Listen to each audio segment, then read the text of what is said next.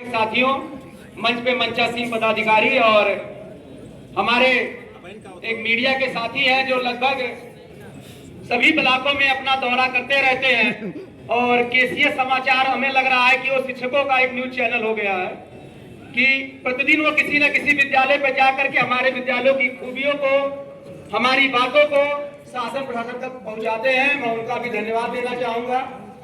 साथियों, चयन वेतनमान की बात चल रही थी। अभी जिलाध्यक्ष जी ने बात की अकरम जी से, 32 शिक्षकों का चयन वेतनमान अब जाकर के लेखा अधिकारी के पोर्टल पर ट्रांसफर हुआ।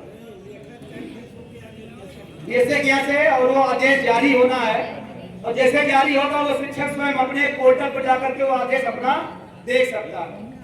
अब सोच लीजिए कि इतने दिनों में अगर किसी का हो भी रहा है तो 300 से अधिक शिक्षक हमारे थे और लगभग अन्य जनपदों से आने वाले शिक्षकों की संख्या मिला ली जाए तो 400 शिक्षक थे जिनको चयन वेतनमान का लाभ मिला, जो होते होते 32 पर आकर टिक गए। ये हमारे सिस्टम की खूबियां। अभी बात चल रही थी खंड शिक्षा अधिकारियों की, तो हमारे यहाँ एक लोकप्रिय खंड शिक्षा अधिकारी अशोक कुमार।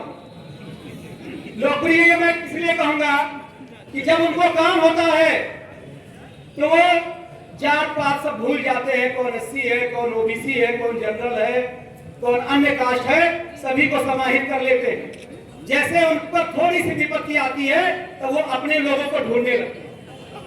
अपने लोगों से तात्पर्य आप लोग समझ गए होंगे। कुछ दिन पहले मेरे ब्लॉक की एक घटना थी।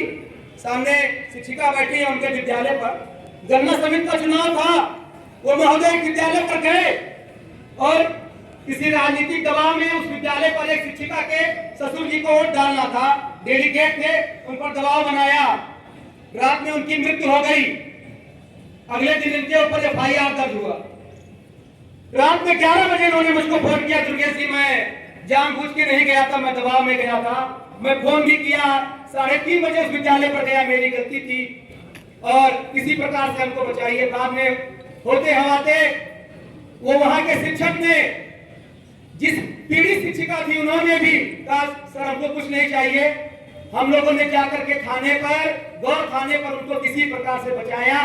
विगत 15 दिनों तक उनके साथ लगे रहे, तब जाकर के वो बरी हुई। जो भी महिला शिक्षिका है, मैं निवेदन करूंगा आप लोग आगे आ जाइए, जगह है, कृपया करके आगे आ जाइए, कुर्सियां खाली है, रास्ता थोड़ा सा आप लोग। तो मैं इसलिए बता रहा हूं कि जब उन खंड शिक्षा अधिकारी को पीड़ा थी तो वो अपने लोगों को भूल गए, तो वो हमारे पास आए। मैं गया, शायद मैं ओबीसी संप्रदाय से बिलोंग करता हूँ। शिक्षक तो अब तो रही नहीं गए, अब तो जात में बांट दिया गया है, तो मैं ओबीसी से था। मैं अपने साथ एक जनरल को लेकर गया, डॉक्टर दिवाकर मिश्रा, शायद वो जनरल जात से आगे लिखा हुआ मिश्रा, वो भी गए।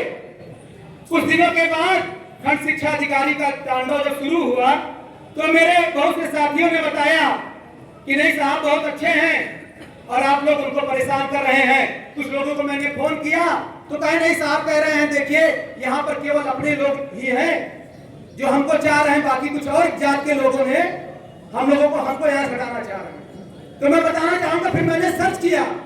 राजकुमार मधुकर जी शायद एससी बिरादरी से है, राजमणि जी सीधी से बैठे हैं बन रही जंगल में, एससी बिरादरी से है, आनंद जी अमरोली सोमाली से है, एससी बिरादरी से है, दुर्गेश जी पड़रिया चेत सिंह से है, एससी बिरादरी से है, कालका जी यूपीएस परसौना में एससी बिरादरी से है, बच्चा राम जी परसा लंगड़ा में है, एससी बिरादरी से। इनको डायरेक्ट उनके विद्यालयों पे जाना, उनको अब्सेंट करना और निर्माण कार्य में पैसा न मिलने पर इसी खंड शिक्षा अधिकारी ने नोटिस जारी किया। मैं नाम इसलिए ले रहा हूँ कि आप उनसे पूछ भी सकते हैं, आपके बीच में बैठे।